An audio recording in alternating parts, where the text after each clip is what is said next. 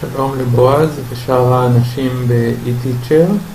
מצורף גיליון אקסל עם הדגמה של עבודה עם אקסל מול קוביית אולה. כל הנתונים בגיליון שאני אציג הם מעורבלים ומותרים להצגה. גיליון אקסל רגיל עם כמה מאפיינים של הקובייה, KPIs שהוגדרו בתוך הקובייה, עיצוב מותנה שהוא מאפיין של אקסל שמאפשר להתייחס למספרים גם בצורה צבעונית, גרף בתוך תא שהוא מאפיין שמאפשר לראות בצורה מהירה את המגמה של המספרים האלו בלי להתעמק יותר מדי בגרף אלא רק לקבל תמונה מהירה. את הגיליון אפשר לעצב בצורה שיותר מתאימה לדשבורד בצורה כזאת, לקבל על אותו גיליון מספר דוחות שונים. אפשר לראות פה את החותכים, את הסלייסרים, שכל בחירה בהם,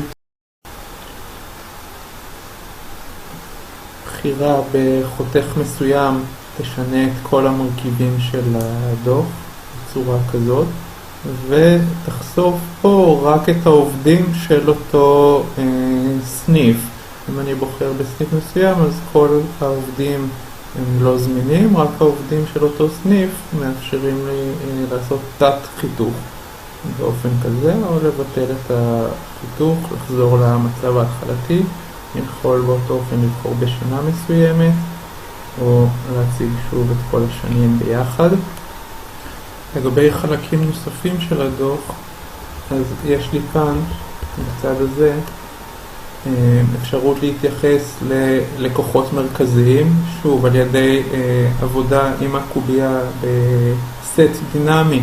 אני יכול לראות את 5 הקונים הגדולים שלי, כאשר כמו שעשיתי קודם, אם אני אעשה חיתוך כלשהו, גם הרשימה הזאת תשתנה לפי החיתוך המסוים שאותו בחרתי.